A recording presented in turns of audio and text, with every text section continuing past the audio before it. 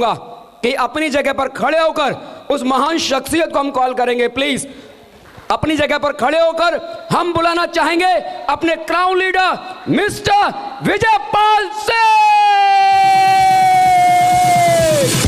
सभी को मेरा नमस्कार। नमस्कार बिहार। कहीं दूसरी जगह की भी है क्या? नमस्कार बिहार। अभी तो लग रहा है, मुझे लगा मैं हो सकता है बिहार में रहते हैं तभी जोश में रहते हों। यूपी तो वैसे ही पड़ोसी है आपका, और सर तो सबके हैं। उन्होंने तो ऐसा अपनी जगह ऐसा स्थान बनाया है। यूपी और उसके बिहार और राजस्थान के बीच में यूपी में रहूँगा, बोला दोनों तरफ टीम रहेगी मेरी। चलिए, बड़ा अच्छा लगा। आप लोगों ने जोरदार तालियों के साथ में, म्यूजिक के साथ में, सम्मान के साथ में यहाँ पर मुझे कॉल किया, और ये मेरा सौभाग्य है कि आप लोगों से कुछ 2-4 मिनट मुझे बातचीत करने का मौका मिला है। आप में से काफ़ी सारे लोग ऐसे होंगे जो मुझे पहली बार सुन रहे होंगे, और काफ़ी सारे लोग ऐसे होंगे जो पहली बार इस बिजनेस में, इस तरह के इवेंट में आए होंगे, पहली बार डायमंडशिप का प्रोग्राम अटेंड करने के लिए आए होंगे। यस और नो? मैं आपको यकीन दिलाता हूँ कि जैसा भी आप सोच के आए हैं उससे बेहतर कुछ आपको यहाँ पर आज देखने को मिलेगा, उससे बेहतर मिलेगा, उससे अच्छा मिलेगा जैसा आप सोच करके आए हैं। दूसरी बात, ये प्रोग्राम अभी शुरुआत है इसकी। अभी जैसे जैसे समय निकलेगा वैसे वैसे ये परवान चढ़ता चला जाएगा। आज हम जो लोगों का सपना होता है, कोई भी व्यक्ति फर्स्ट टाइम इस अपॉर्चुनिटी के बारे में हमें जानकारी देता है, और जानकारी देने के बाद जब हम ज्वाइन करते हैं और ज्वाइन करने के बाद फिर हम किसी इवेंट में आते हैं तो हमें पता चलता है कि यहाँ पर एक डायमंड एक ऐसा लेवल होता है कि हर कोई व्यक्ति डायमंड बनना चाहता है। यस और नो? चाहता है कि नहीं चाहता है? और आज हमें किसी एक व्यक्ति की, यहाँ पर एक व्यक्ति की ज़िंदगी बदली है और उन्होंने डायमंड बन के दिखाया है, वो हमें प्रत्यक्ष देखने को मौका मिलेगा। बहुत बड़ी बात है। सबको नसीब नहीं होता। बहुत सारे लोग सिक्योर लैब में जुड़ते हैं लेकिन सबको नसीब नहीं होता ये दिन। आज आप इस पल के साक्षी बनेंगे। दोस्तों, मेरा नाम विजयपाल और मैं बेसिकली सादाबाद से हूँ, फिलहाल मथुरा में रहता हूँ। मैंने इस बिजनेस को करीब 12 साल पहले शुरुआत की थी। इससे पहले की बात करें तो एक नॉर्मल परिवार में, एक किसान परिवार में मेरा जन्म हुआ था। हम 3 भाई हैं और तीनों की वही नॉर्मल एजुकेशन हुई। सिर्फ मन में एक चाह थी कि मैं नौकरी करना चाहता था। घर वालों ने, पेरेंट्स ने, जो भी हमारे रिश्तेदार, पड़ोसी, दोस्त, फ्रेंड, जो भी सलाहगीर थे, उन सब ने एक ही बात बताई थी कि अच्छी ज़िंदगी जीनी है तो आपको एक नौकरी हासिल करनी है। और नौकरी में भी बताया गया कि एक सरकारी नौकरी मिलती है तो एक ज़िंदगी, सफल ज़िंदगी मानी जाती है। ऐसा होता है कि नहीं होता है? यस और नो? ये चीज़ मुझे भी बताई गई थी। मैं पढ़ाई करता था, पढ़ाई करने के साथ साथ नौकरी के लिए फॉर्म डालता था। कई बार फॉर्म वापस भी आते थे, कई बार वापस नहीं भी आते थे, लेकिन वो समय ऐसे निकलता चला गया। मैं इसी बीच मेरा बीएड में सिलेक्शन हुआ और बीएड की पढ़ाई करते हुए मुझे इस बिज़नेस के बारे में जानकारी मिली, और मैंने इसको बहुत सीरियसली नहीं लिया, बहुत ही हल्के से लिया। मैं प्राइवेट ट्यूशन करता था तो वहाँ से एक्स्ट्रा पैसा कमाने के लिए करता था। मुझे लगा एक्स्ट्रा पैसा जो वहाँ से मैं कमाता हूँ, कुछ 2000, 4000, 5000 एक्स्ट्रा यहाँ से भी महीने में कुछ कमाऊँगा तो मेरे लिए अच्छा रहेगा। उस समय तक सरकारी नौकरी नहीं लगी थी, लेकिन साथ साथ दोनों चीज़ें, यहाँ मैंने ज्वाइनिंग भी ली और साथ में गवर्नमेंट जॉब में भी चला गया। साथ साथ मैंने पैरेलल दोनों चीज़ों को करना शुरू कर दिया, पार्ट टाइम करना शुरू कर दिया। मैं स्कूल में भी जाता था पढ़ाने के लिए, और पढ़ाने के बाद जैसे ही मैं आता था तो कुछ टाइम के बाद ऐसा रूटीन बन गया, मैंने प्राइवेट ट्यूशन बंद कर दिए, और स्कूल से आने के बाद तुरंत मैं फील्ड में ही चला जाता था, घर पर वापस नहीं आता था। मुझे यहाँ कुछ इंटरेस्ट आने लगा और मुझे लगने लगा कि ज़िंदगी बदल सकती है, कुछ बड़ा हो सकता है, कुछ ज़्यादा पैसा कमा सकते हैं। इसलिए मैंने यहाँ पर थोड़ा थोड़ा ध्यान देना शुरू कर दिया। धीरे धीरे करके नेटवर्क बनना शुरू हुआ। पहले शुरुआत में कुछ नेटवर्क चला, शुरुआत में कुछ काम ठीक चला, लेकिन फिर बहुत धीमा पड़ गया। संभलने से नहीं संभल पाया। अपनी भी समझ में कुछ ऐसा आता नहीं था, पता नहीं चलता था कि ऐसी कौन सी बात है जिसकी वजह से काम नहीं हो पा रहा है। क्योंकि शुरुआत होती है। शुरुआत में 2 चीज़ें होती हैं कि एक तो व्यक्ति के पास अचीवमेंट नहीं होते हैं, यस और नो, जिसकी वजह से सामने वाला आप पे विश्वास करे। और शुरुआत में आपको इस बिजनेस के बारे में, क्योंकि नया बिजनेस है, आप जो काम करते हैं हो सकता है उसके बारे में आप एक्सपर्ट हों, लेकिन शुरुआत में इस बिजनेस के बारे में ज़्यादा जानकारी नहीं होती है। ऐसा काम हमारे परिवार वालों ने किसी ने पहले किया नहीं होता है। यस और नो? शुरुआत की बात कर रहा हूं। तो दोनों ही चीजें, एक तो जानकारी भी नहीं थी और दूसरा इसके बाद जानकारी नहीं थी और जानकारी के साथ साथ अचीवमेंट भी नहीं थे, कुछ प्रूफ भी नहीं थे। क्योंकि किसी को भी प्लान बताते थे तो वो पूछता था भाई साहब आपने क्या कमाया है, आप कैसे कह सकते हैं ऐसा होगा। तो ऐसे सवाल आते थे, सवालों के जवाब, सवाल आज भी आते हैं लेकिन उनके आज जवाब हैं, आज उनके प्रूफ हैं दिखाने के लिए, तो सामने वाला उस चीज को मान लेता है। लेकिन जब प्रूफ नहीं होते हैं तो कोई व्यक्ति मानता भी नहीं इतना जल्दी। यस और नो? लेकिन धीरे धीरे करके मुझे यहाँ ट्रेनिंग में आया, सर से बैठ के बातचीत हुई, ग्रेवाल सर से एक बार बैठ करके बातचीत हुई थी आगरा में ही, और उन्होंने बताया कि बिजनेस तो चल सकता है लेकिन इस बिजनेस की बात करें या किसी भी बिजनेस की बात करें, दुनिया में कोई भी काम करने से पहले उस काम को अगर हम सीख लें और उसके बारे में थोड़ा सा कुछ जान लें तो काम करना आसान हो जाता है। आप मानते हैं इस बात को? जैसे आपने सुना भी होगा, अक्सर करके लोग बोलते हैं कि अगर सीख करके नहीं चलाएं तो साइकिल भी पटक मारती है, और अगर सीख ले व्यक्ति तो हवाई जहाज को भी उड़ा सकता है। चलाने की तो बात छोड़ो। यस और नो?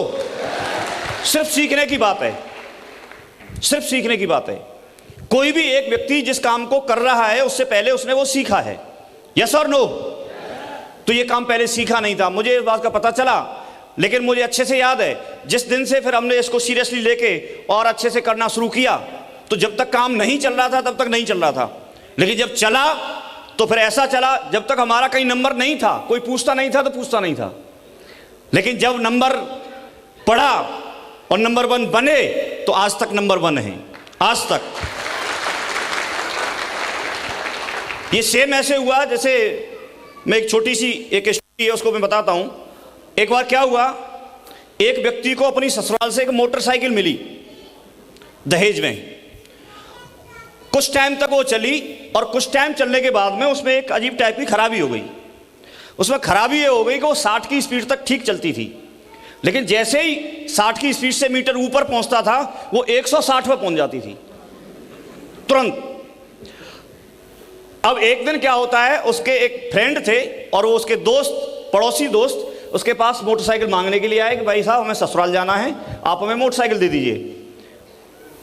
तो उसके दोस्त ने बोला, मोटरसाइकिल वाला जो व्यक्ति था उसने बोला कि भाई साहब मेरी मोटरसाइकिल तो खराब है, मैं नहीं दे सकता। तो वो बोले नहीं नहीं, आप ऐसे कोई बहाना बनाना है, मना करना है तो सीधे ही मना कर दो, बहाना क्यों बना रहे हो, मैं तो आपको रोजाना मोटरसाइकिल ले जाते हुए निकलते हुए देखता हूं। तो उन्होंने बोला नहीं नहीं, मैं ले तो जाता हूं लेकिन उसमें खराबी इस टाइप की है कि वो 60 की स्पीड तक ठीक चलती है, लेकिन उससे ऊपर जैसे ही मीटर जाएगा तो 160 पर पहुंच जाती है। तो उसके दोस्त ने बताया, बोला ठीक है फिर मैं कंट्रोल रखूंगा, 60 की स्पीड तक चलाऊंगा, उससे ऊपर मीटर को नहीं पहुंचने दूंगा। वो नहीं माना तो उसने मोटरसाइकिल दे दी। तो व्यक्ति जा रहा था रोड पे, और रोड पे जाके सामने एक जगह जाके क्या होता है कि वो पुलिस वालों ने नाका लगा रखा था चेकिंग करने के लिए। उसको ध्यान आया कि मेरे पास ना तो लाइसेंस है और ना गाड़ी के पेपर हैं, मैं तो पकड़ा जाऊंगा। तो उसने ऐसे करके बैरियर के ऐसे साइड में ऐसे घुमा के और निकालने का प्रयास किया और दौड़ गया। जैसे ही वो उसको बैरियर को क्रॉस करके गया तो पुलिस वालों को शक हुआ, कुछ न कुछ कोई ना कोई लफड़ा है, संदेह हुआ उनको, और उन्होंने अपनी गाड़ी, पुलिस की गाड़ी खड़ी रहती तैयार, तो उन्होंने अपनी गाड़ी पुलिस वालों ने उसके बाइक के पीछे लगा दी उसको पकड़ने के लिए। अब पकड़ने के लिए लगा दी तो मोटरसाइकिल आगे दौड़ रही है और पुलिस वालों की जीप पीछे, और दौड़ते ही चले जा रहे हैं। वो जैसे जैसे मीटर को दबा रहा है वो 60 की स्पीड पर देख रहा है, उसका कांटा पहुंच रहा है। अब 60 से ऊपर पहुंचाता है तो दिक्कत, और अगर नहीं पहुंचाता है तो पुलिस वाले पकड़ लेंगे। उसको चिंता थी नहीं, उसकी मोटरसाइकिल ले लेंगे, ये चिंता नहीं थी। उसकी चिंता ये थी कि मैं ससुराल नहीं जा पाऊंगा। तो अब दिक्कत में फंस गया, तो ज्यादा जरूरी ससुराल पहुंचना था। अचानक से क्या हुआ, उसके ना पहुंचाते हुए मीटर ना खींचते हुए भी 60 से ऊपर पहुंच गया, और जैसे ही 60 से ऊपर उसका मीटर पहुंचा तो सीन चेंज हो गया। उसने अपने आप को हॉस्पिटल के बेड पे पड़ा हुआ पाया। अब वो हॉस्पिटल के बेड पे वो पड़ा था, तो जब उसके होश आया तो उसको समझ में तो आ गया, लेकिन एक अजीब घटना और हुई। वो बराबर वाले बेड पे देखता है कि पुलिस वाले भाई साहब भी पड़े हैं। अब उसने बोला कि भाई मेरी समझ में तो आ गया, मेरे साथ तो ऐसे हुआ होगा कि मोटरसाइकिल 160 पर पहुंच गई होगी, मेरी टूट फूट हो गई तो मैं यहां भर्ती हो गया, लेकिन भाई साहब आपके साथ क्या हुआ? तो पुलिस वाला बोलता है, बोला अच्छा साले ठीक हो जाने दे तब बताऊंगा। बुरा मत मानना भाई कोई हो तो बोला नहीं नहीं ऐसे ही बता दो, फिर बाद में बता देना। बोला हुआ ये था, कुछ टाइम तक सब कुछ ठीक ठाक चल रहा था, आगे आगे तेरी मोटरसाइकिल चल रही थी, पीछे हमारी जीप चल रही थी, लेकिन एक साथ कुछ ऐसा हुआ, मुझे लगा कि हमारी गाड़ी खड़ी हो गई, और मैं उस जीप का ड्राइवर था, मैंने उतर करके उसमें से चेक करने के लिए उतरा कि गाड़ी खड़ी कैसे हो गई एक साथ। हुआ क्या था, उसकी मोटरसाइकिल एक साथ 160 पे पहुंची, तो 60 की स्पीड वाली तो खड़ी दिखेगी, दिखेगी नहीं दिखेगी, तो वो 60 की स्पीड पे ही उतर गया था।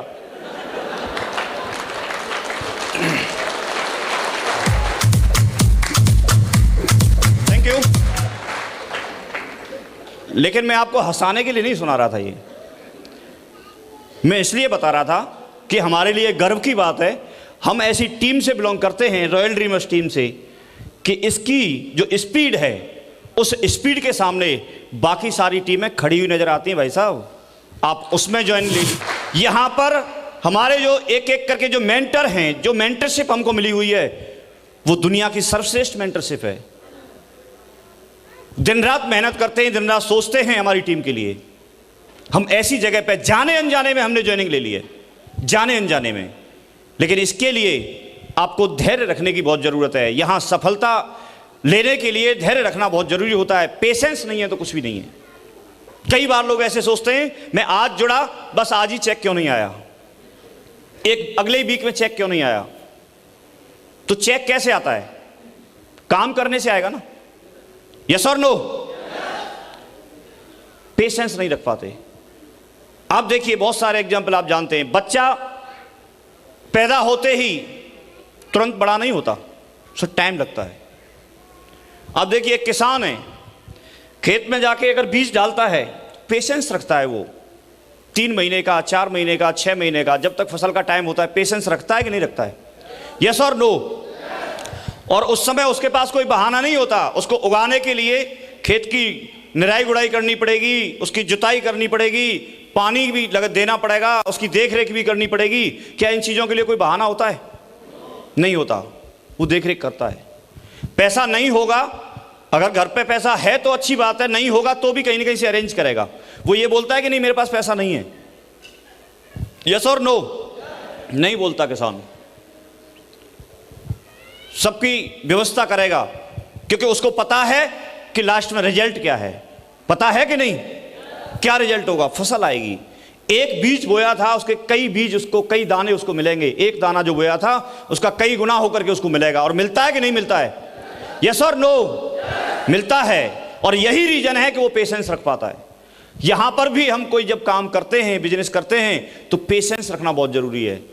आप लोग पेशेंस रख सकते हैं, लेकिन काम करते हुए, सारे काम करते हुए, इस बिजनेस को जब व्यक्ति ज्वाइन करता है तो उसका कुछ इस टाइप का रहता है कि बाहर मार्केट में कोई 20 लाख रुपए लगा के अगर कोई एक दुकान को खोले, कोई एक बिजनेस डालता है, तो उसमें सुबह ही पहुंच जाएगा 7 बजे, अगरबत्ती लगाएगा, धूप बत्ती लगाएगा, झाड़ू पोंछा करेगा, कुछ भी करेगा, वहां कोई बहाना नहीं होगा। और सुबह से शाम तक एक भी ग्राहक नहीं आए, लेकिन फिर भी दुकान में बैठेगा। बैठता है कि नहीं बैठता है?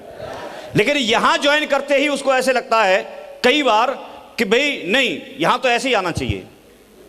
यहां उसको ट्रेनिंग में आने के लिए बोला जाए, कोई ना कोई बहाना बनाएगा। लोगों को मिलने के लिए बोला जाए, मिलकर के सिर्फ इसके बारे में बताना ही तो है, मिलने के लिए बोला जाए तो भी बहाना बनाएगा। बनाता नहीं बनाता है? उस तरह का कुछ एटीट्यूड सेट कर रखा है। इस तरह की कुछ चीजें, हमारा माइंड मेकअप पहले से रहता है, कुछ इस तरह का एटीट्यूड रहता है। जिस तरह का एटीट्यूड रहता है, हम उसी तरह से किसी चीज का रेस्पॉन्स देते हैं, उसी तरह से किसी चीज का हम उसका अर्थ निकालते हैं। एक बार क्या हुआ, एक महिला थी और उनके हस्बैंड जो थे वो एक्सपायर हो गए। जब हस्बैंड एक्सपायर हो गए तो उन्होंने इंश्योरेंस करा के रखा था, और LIC से वो अपना क्लेम का चेक लेने के लिए गई। तो जो ऑफिस से जो बंदा, जो मैनेजर उनको जो चेक दे रहे थे, तो चेक देते समय उन्होंने बोला, देखिए ये चेक देते हुए मुझे बिल्कुल भी अच्छा नहीं लग रहा। इतनी बात बोली, इतनी बात बोलने पे वो लेडीज बोलना शुरू कर दिया लेडीज ने कि आप मर्द लोगों की यही तो दिक्कत होती है, जब भी लेडीजों को कुछ मिलने की बारी आती है आपको प्रॉब्लम होना शुरू हो जाती है। क्या था ये? वो तो ये कहना चाह रहा था भाई आपके हस्बैंड की एक्सपायर हो गया, शोक व्यक्त करना चाह रहा था वो। लेकिन उसका एटीट्यूड कैसे सेट था लेडीज का? वो तो पैसे की देख रही थी, वो हस्बैंड गया तो जाने दो। तो एटीट्यूड की बात रहती है, किसी चीज को हम कैसे देख रहे हैं। काफी सारी चीजें देखी होंगी आपने। आप देखिए, दो चीजें हैं। आप चाहें तो इस बिजनेस को ऐसे देखें, एक तरफ कि यहां पर आपको घर से निकल के लोगों से मिलना है, लोग मना करेंगे, कोई बात सुनता नहीं है, कोई मानता नहीं है, बरसात होगी तो भी जाना है, सर्दी होगी तो भी जाना है, या तो इस तरह से देखें, ठीक है। अच्छा, या दूसरा एंगल ये है कि अगर आपने इस बिजनेस को किया तो यहां से आपकी जिंदगी बदल सकती है, आपके पास पैसा आ सकता है। जब पैसा आएगा तो उसकी वजह से आपके बच्चों को अच्छी एजुकेशन मिल सकती है, आपके जो परिवार वाले हैं उसमें सुख सुविधाएं आ सकती हैं, आपके पास बड़ी कार आ सकती है, अच्छा घर बन सकता है। आप एक तरफ इसकी मेहनत रखो और एक तरफ इसका रिवार्ड रखो, रिवार्ड हैवी होगा हमेशा, ये हमें देखना पड़ेगा। कई बार लोग बोलते हैं साहब ज्यादा पैसा कमा के क्या करेंगे। मैं बता रहा हूं, पैसा सब कुछ नहीं है लेकिन बहुत कुछ है। पैसे की वजह से बहुत सारे काम होते हैं। जो काम आपको हो सकता है बगैर पैसे के नहीं हो, लेकिन अगर पैसा है तो उसकी वजह से वो काम हो जाते हैं। आप भी मानते हैं इस बात को, क्योंकि जब ऐसे माहौल में, ऐसे संसार में वो जन्म लिया है, रहना है, तो वो तो करना पड़ेगा। मानते हैं इस बात को? एक बार क्या हुआ, एक राजा थे, उनके राज्य में मंदिर नहीं था। ध्यान से सुनना, मंदिर नहीं था तो उन्होंने अपने राज्य में एक मंदिर बनवाया और एक पंडित जी महाराज से, उन पंडित जी महाराज को मंदिर की जिम्मेदारी दे दी कि आप यहाँ पर विष्णु भगवान हैं, इनको स्नान कराएंगे, पूरा श्रृंगार कराएंगे, सब कुछ कराएंगे और आपकी जिम्मेदारी है। तो पंडित जी वहाँ पर अपना मंदिर पर रहना शुरू कर दिया। उनका ऐसे शेड्यूल चलता रहा। वो उस पंडित जी ने सेट कर लिया, सुबह 7 बजे से शाम को 7 बजे तक मंदिर का टाइम था खुलने का। आराम से लोग आते थे, दर्शन करते थे, पूजा अर्चना करते थे, प्रसाद वगैरह बांटते थे और ऐसे करके मंदिर का सब काम होना शुरू हो गया। एक दिन क्या हुआ, राजा साहब वहाँ आते थे मंदिर में दर्शन करने के लिए, लेकिन एक दिन वो लेट हो गए और शाम को 7 बजे के बाद आए। जब शाम को 7 बजे के बाद आए तो दर्शन करने के लिए आए तो पंडित जी बोला भगवान तो सो गए। बोला दर्शन कराओ, पट बंद हो गए थे तब तक। बोला पट खुल सकते हैं? बोला नहीं भगवान सो गए। तो राजा थे, उन्होंने नियुक्त किया था तो वापस आ गए। जब वापस लौट के आ गए, बात चलती रही। ऐसे बीच अचानक से क्या होता है कि एक सेठ जी आए एक दिन, और वो भी 7 बजे के बाद आए। वो सेठ जी जब 7 बजे के बाद आए तो सेठ जी ने बोला भाई मैं बहुत दूर से आया हूं और कई दिन में मंदिर आया हूं, भगवान के दर्शन करा दो। बोला नहीं साहब भगवान तो सो गए, अब पट नहीं खुल सकते। बोला और कोई तरीका? बोला नहीं खुल सकते। तो सेठ जी ने एक पोटली मुद्राओं की भरी हुई उसके सामने रखी, पंडित जी के सामने। और पंडित जी के सामने जैसे ही स्वर्ण मुद्राओं की जब पोटली पंडित जी ने देखी तो पंडित जी ने तुरंत पट खोल दिए। सेठ जी ने बढ़िया दर्शन किए। इस बात को कुछ लोगों ने जाकर के राजा साहब को बता दिया। बोला साहब आपने मंदिर बनवाया था और ये पंडित जी इतना मक्कार आदमी है कि आपको दर्शन नहीं कराए और सेठ जी को दर्शन करा दिए। ऐसे लोग रहते ही नहीं रहते ही। तो अब राजा साहब को बड़ा अटपटा लगा, लेकिन राजा तो बुद्धिमान होता है। उसने ऐसे ही सीधे सीधे कोई नहीं बुलाया, लेकिन एक दिन सभा में और उन पंडित जी महाराज को बुलाया और पंडित जी महाराज से पूछा। बोला पंडित जी मैं 2-3 बातें आपसे जानना चाह रहा था। आपका मंदिर का कार्यक्रम, पूजा पाठ सब कुछ बढ़िया चल रहा है, टाइम टू टाइम चल रहा है? बोला हाँ जी सब बढ़िया चल रहा है। बोला एक बात मेरी समझ में नहीं आई, ऐसे कैसे पता चलता है कि भगवान अब जग गए और अब सो गए? बोला साहब ये तो मैं पट बंद कर देता हूं तो वो सो जाते हैं और जब पट खोल देता हूं तो जग जाते हैं, ये तो मैंने निश्चित किया है। बोला तो फिर उस दिन 7 बजे के बाद, टाइम के बाद अगर दर्शन करने हो तो? बोला नहीं भगवान सो गए तो सो गए, उनको कौन डिस्टर्ब कर सकता है? उनको डिस्टर्ब नहीं कर सकता कोई। बोला अच्छा, लेकिन फिर भी? तो पंडित जी को शक हो गया कि बोला राजा साहब को किसी तरह से ये पता चल गया कि वो सेठ जी को मैंने दर्शन करा दिए। तो वो समझ गए पंडित जी। तो पंडित जी ने बोला एक शर्त है, यदि लक्ष्मी जी आके स्वयं दरवाजा खटखटाएं तो।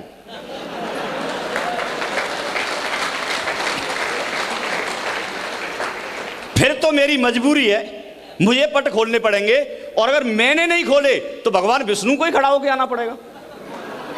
लक्ष्मी जी है ना भाई, बात समझ रहे हो आप? जिस पे ये लक्ष्मी है ना, उसकी पूछ घर पे भी है और ससुराल में भी, पड़ोसी भी पूछते हैं, सब जगह है कि नहीं? और जिस पे ये नहीं है तो घर की लक्ष्मी ही रूठ के जाना शुरू कर देती है। करती नहीं करती है? तो ये ऐसे तो करना पड़ेगा। ऐसे नहीं कह सकते भाई कि नहीं हम पैसा कमा के क्या करेंगे, कौन लेके आया था, कौन लेके जाएगा, क्या लेके आए थे, क्या लेके जाएंगे, ऐसी बात करते नहीं करते? यस और नो? तो बात समझ में आ रही है? तो जब शुरुआत की थी तो इतना समझ में नहीं आता था, लेकिन आज ये समझ में आता है इसका महत्व, और आज समझ में आता है कि ये बिजनेस इतना बड़ा है। आज इस बिजनेस की वजह से मेरी जिंदगी में खुशियां हैं।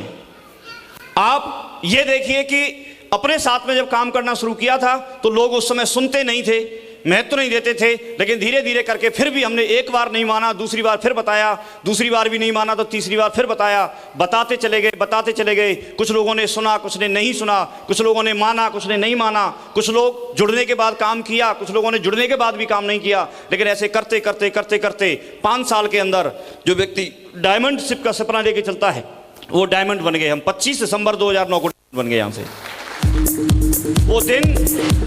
वो दिन मेरी जिंदगी का बहुत ही खूबसूरत और बहुत शानदार दिन था कि मैं उस दिन डायमंड बना था, क्योंकि हर व्यक्ति का सपना होता है। उस दिन के बाद मुझे लगा कि जब मैं डायमंड बन सकता हूं तो मेरे साथ काम करने वाले और लोग भी डायमंड बन सकते हैं। और आज 12 साल हुए हैं। आज 12 साल में करीब हमारी रॉयल ड्रीमर्स टीम के लेवल पे करीब 100 लोग यहां से डायमंड बन चुके हैं। 100 लोग। डायमंड बनना ही अपने आप में बहुत बड़ी बात होती है। डायमंड मतलब एक जिंदगी, एक सिक्योर होना, जिंदगी में हर तरह की सुख सुविधा मिलना। इसके बावजूद वो सोच उस तरह की डेवलप की, वो सोच मिली हमको। एक व्यक्ति एक बार पैसा कमाना सीख जाए, किसी बिजनेस को सक्सेसफुली करना सीख जाए, अगर उससे सारी संपत्ति ले लें तो दोबारा भी कर सकता है कि नहीं कर सकता है? कोई कला अगर किसी के पास है, मैं आपको एक बात इसलिए बताना चाह रहा हूं कि जो भी हम सीखते हैं उसकी वजह से हम जहां हैं अगर वहीं वापस फिर भी हमें पहुंचा दें तो वहां से फिर हम ऊपर चढ़ सकते हैं। आपने ऐसे बहुत सारे एग्जाम्पल भी देखे होंगे। एक बार अमिताभ बच्चन जी के बारे में आपने देखा होगा, पूरा दिवालिया घोषित हो गए थे नहीं हो गए थे, लेकिन दोबारा फिर उन्होंने वही मुकाम हासिल कर लिया कि नहीं कर लिया? काफी सारे लोग ऐसे होते हैं। एक बार एक चिड़िया ने मधुमक्खी से कहा कि जो लोग हैं ना बड़े मक्कार होते हैं, आप थोड़ा थोड़ा करके शहद इकट्ठा करती हो और ये आपके पूरे शहद को पुड़िया समेत तोड़ देते हैं। ऐसे चिड़िया ने बोला। तो उस मधुमक्खी ने क्या जवाब दिया, जानना चाहते हैं आप? यस और नो? उसने जवाब दिया कि ये मेरे इकट्ठे किए हुए शहद को तो तोड़ सकते हैं, ले सकते हैं, चुरा सकते हैं, लेकिन मेरी शहद बनाने की जो कला है उसे नहीं चुरा सकते।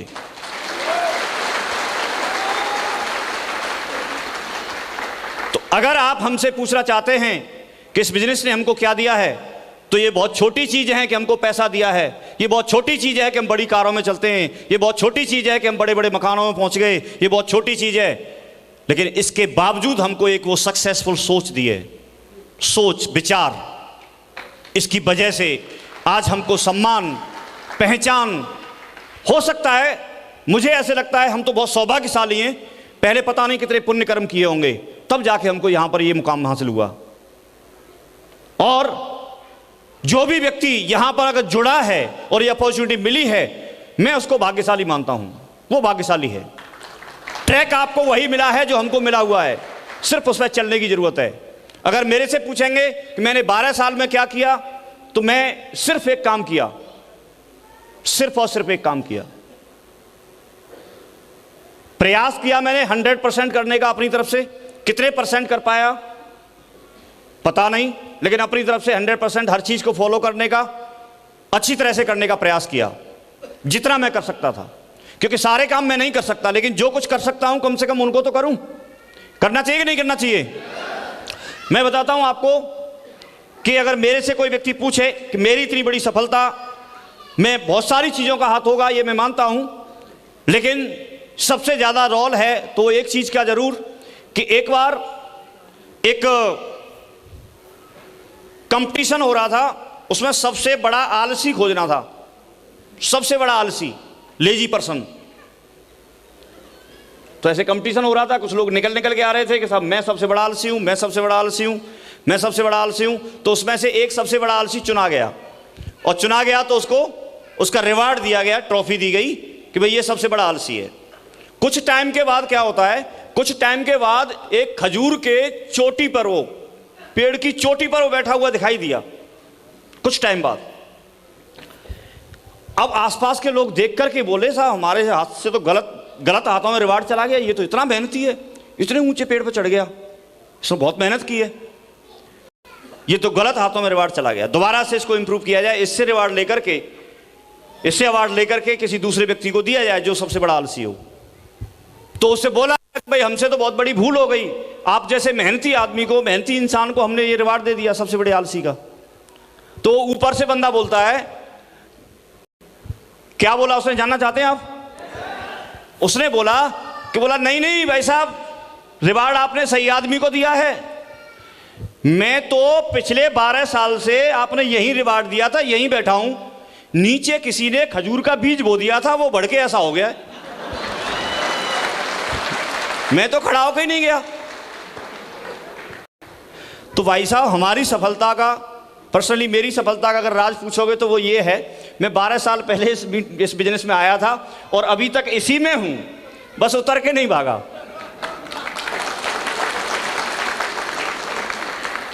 कई सारे ऐसे स्टेप आए, स्टेशन आए, होशियारपुर, अड़ंगापुर, इलुलुपुर, उन पे उतरा नहीं, मैं बैठा रहा और ट्रेन चलती रही।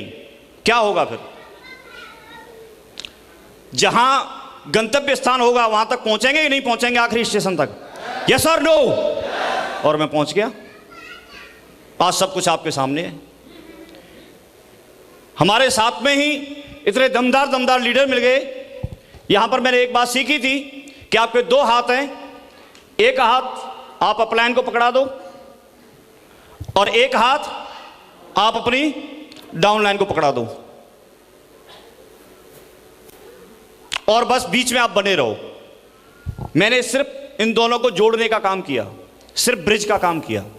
जो इंफॉर्मेशन मुझे यहां से मिली उस इंफॉर्मेशन को इधर दिया, इधर से सीखा और इधर बता दिया और काम हो गया।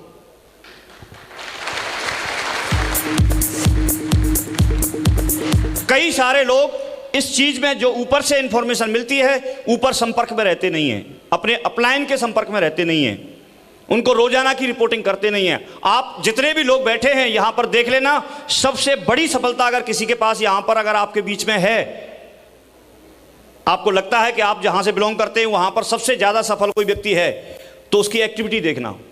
वो व्यक्ति प्रॉपर अपने अपलाइन को रिपोर्टिंग करता होगा, प्रॉपर हर चीज को वो पूछ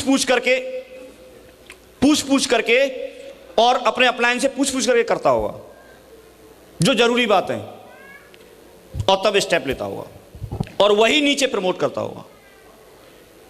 तो एक चीज मैंने ये सीखी कि व्यक्ति अगर इसमें डटा रहे, पेशेंस रखे, डटा रहे, तो सफल हो सकता है।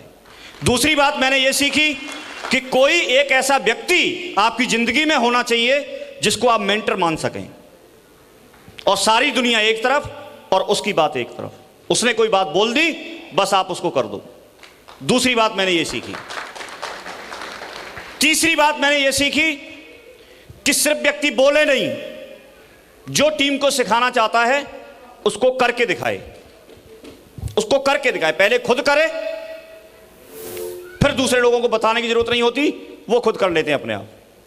आपने देखा होगा सबसे अच्छा, अगर बच्चा आपके साथ चल रहा है, आप अगर ऐसे ऐसे चल रहे हैं तो ऐसे ऐसे चलेगा, ऐसे चलना है सीना तान के तो सीना तान के चलेगा, आप जैसे चलते हैं वैसे आपको फॉलो करता है। ऐसे ही हमारी टीम होती है, सेम उसी तरह से हमारी टीम होती है। जैसा हम करते हैं वो वैसा देखती है और वैसा ही करती है।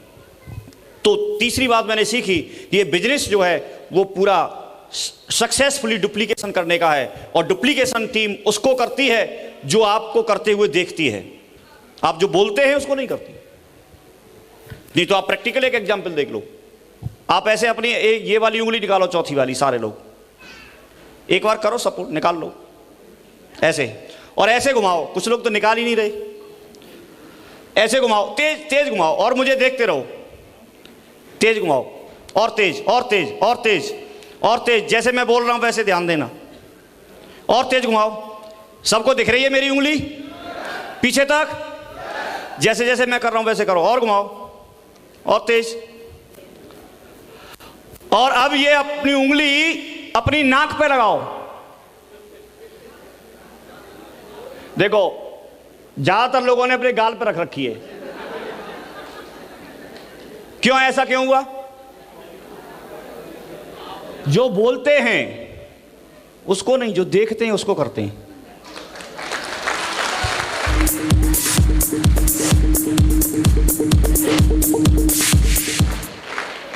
तो सिर्फ बोलना नहीं है, करके दिखाना है।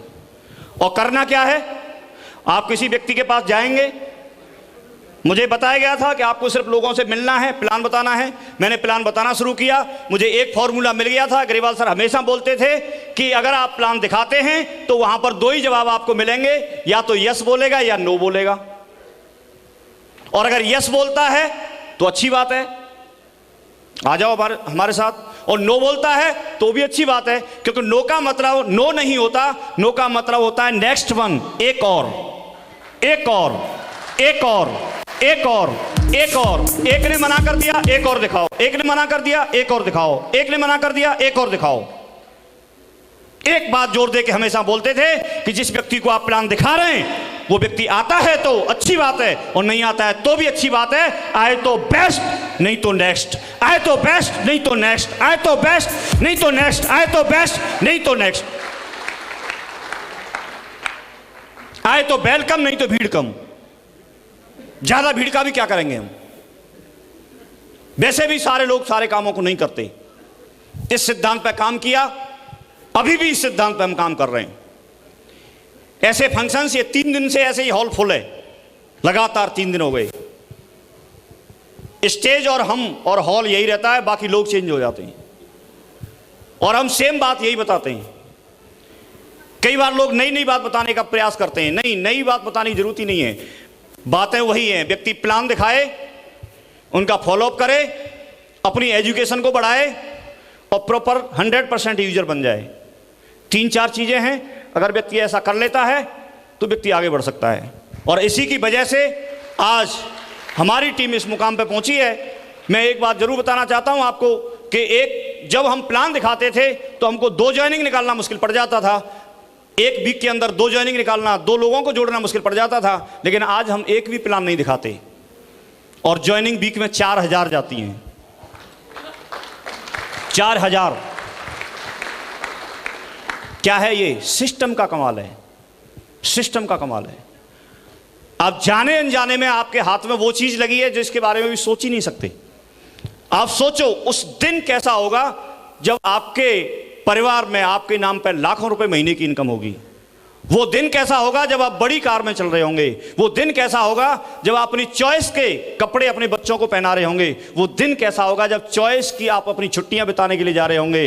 वो दिन कैसा होगा जब आपका दिल करेगा तो काम करेंगे और दिल नहीं करेगा तो नहीं काम करेंगे, आराम करेंगे। वो दिन कैसा होगा?